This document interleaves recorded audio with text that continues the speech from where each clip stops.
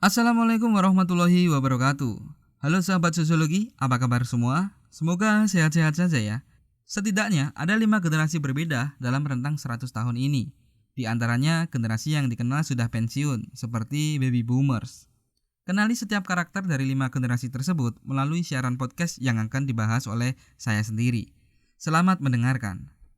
5 generasi berbeda dalam rentang 100 tahun terakhir. Dunia ini semakin canggih dengan perkembangan teknologi yang berjalan sebegitu cepatnya. Setiap perkembangan dan seiring berjalannya waktu, terbentuk satu generasi baru yang tentu saja memiliki pola pikir dan karakter yang berbeda oleh karena berbagai faktor, sehingga membentuk kepribadian dan bahkan paradigma tersendiri.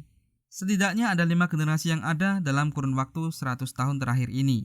Mari simak ulasannya dan termasuk generasi yang manakah sahabat sosiologi semua. Yang pertama adalah generasi baby boomers, lahir pada rentang tahun kurang dari 1960. Generasi ini terlahir pada masa-masa di mana berbagai perang telah berakhir, sehingga perlu penataan ulang kehidupan, dan banyak keluarga yang memiliki banyak anak. Di samping itu, perekonomian dan pertumbuhan penduduk sedang atau mulai meningkat. Adat istiadat masih dipegang teguh, dan bahasa slang belum berkembang. Orang-orang pada masa itu masih cenderung kolot dan sangat matang dalam pengambilan keputusan. Generasi baby boomers cenderung tidak suka menerima kritik. Uang dan pengakuan dari lingkungan adalah target mereka. Gengsi menjadi urutan pertama dalam kehidupan sosial. Pandangan akan pekerjaan dan kehidupan pribadi para baby boomers tidak seimbang, di mana generasi ini menganggap bahwa hidup untuk bekerja. Namun demikian, loyalitas dan dedikasi dalam bekerja menjadi poin positif bagi baby boomers. Bagi sahabat sosiologi yang terlahir sebagai generasi baby boomers, tentunya sahabat sosiologi sedang menikmati masa-masa pensiun, bukan? Yang kedua ada generasi X yang mempunyai tahun kelahiran 1961 sampai 1980. Generasi ini cenderung suka akan risiko dan pengambilan keputusan yang matang akibat dari pola asuh dari generasi sebelumnya, yakni baby boomers.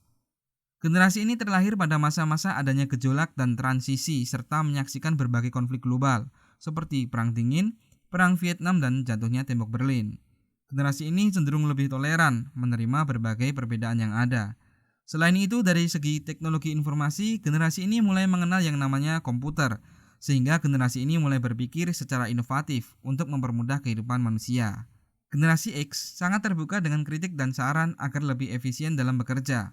Pandangan mereka adalah bekerja untuk hidup, bukan hidup untuk bekerja, sehingga kehidupan antara pekerjaan, pribadi, dan keluarga cenderung seimbang.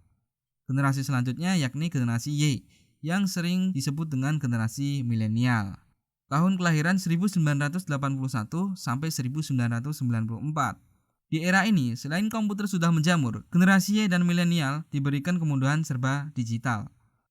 Hal ini membuat generasi Y cenderung menjadi suatu generasi yang mudah mendapatkan informasi secara cepat. Pola pikir dan karakter generasi ini dapat dikatakan generasi penuh ide-ide visioner dan inovatif untuk melahirkan generasi yang memiliki pengetahuan dan penguasaan iptek. Bagi sahabat sosiologi yang saat ini menginjak usia 20-30 tahun, tentunya sahabat sosiologi adalah generasi Y dan kini sedang dalam masa akhir perkuliahan dan memasuki dunia kerja atau sudah memiliki 2-3 anak. Manfaatkan usia sahabat sosiologi untuk segera memiliki perencanaan keuangan yang mapan sebagai persiapan menuju usia 30-an. Generasi Y cenderung bertanya dan meminta kritik serta saran untuk kemajuannya. Mereka menganggap bahwa rewards terbaik adalah perasaan ketika pekerjaannya dinilai berarti bagi hal-hal tertentu. Keseimbangan gaya hidup dan pekerjaan menjadi hal yang paling penting bagi mereka, generasi Y. Karenanya, mereka cenderung mencari pekerjaan yang dapat menunjang gaya hidup.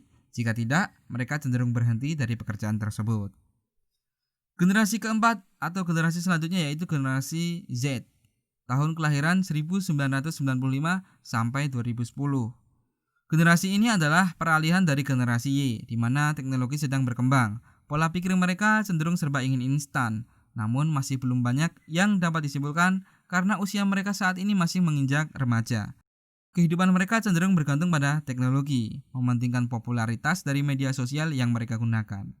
Generasi terakhir yaitu generasi Alpha, tahun kelahiran 2010 sampai sekarang.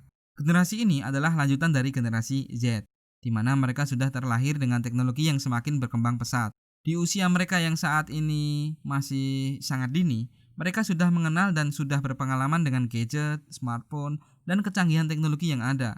Selain itu, kebanyakan mereka terlahir dari keluarga dengan masa generasi Y yang juga terlahir pada masa-masa awal perkembangan teknologi. Pola pikir mereka yang terbuka dengan perkembangan serta transformatif dan juga inovatif akan mempengaruhi perkembangan anak-anak generasi alpha. Sekian dulu ya materi podcast Smart Sociology kali ini. Saya mau nyiapin konten podcast berikutnya. Jangan lupa untuk selalu belajar. Salam Smart Sociology, stay on Sociology.